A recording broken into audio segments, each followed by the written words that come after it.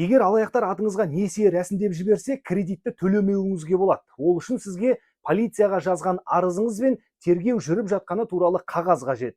Осы қағазды банкке көрсетсеңіз, сіздің несиеңіз тоқтатылады. Банк бұдан бас тартатын болса, мына интервьюді көрсетіңіз.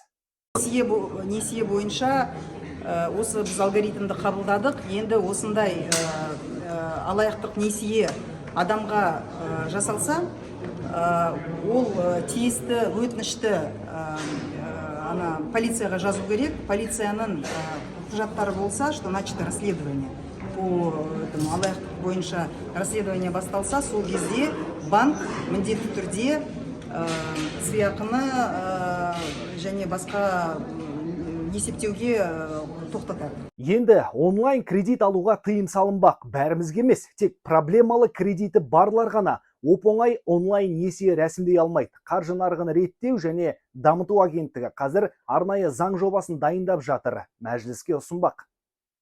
Бір проблемалы кредиті бар банкте, мысалы.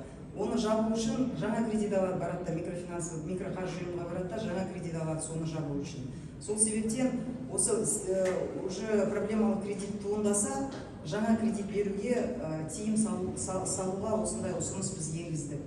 Сонымен оның борыш жүктемесі өспейді. Және соңғысы, Қазақстанда жаңа екі банк пайда болатыны белгілі болды. Екі микроқаржы ұйымы екінші деңгейлі банкке айналуға ниет білдіріпті. Олардың портфельдері мен капиталдары банк ретінде құрылу үшін жеткілікті екен. Енді қаржы нарығын реттеу агенттігі жаңа банктерді ашуға қойылатын талаптарды жеңілдету үшін банк жүйесі туралы заңнамаға түзетулер дайындап жатыр. Осы құжат қабылданған соң, екінші деңгейлі банк ашуға ниет білдіретіндер саны көбеюі әбден мүмкін.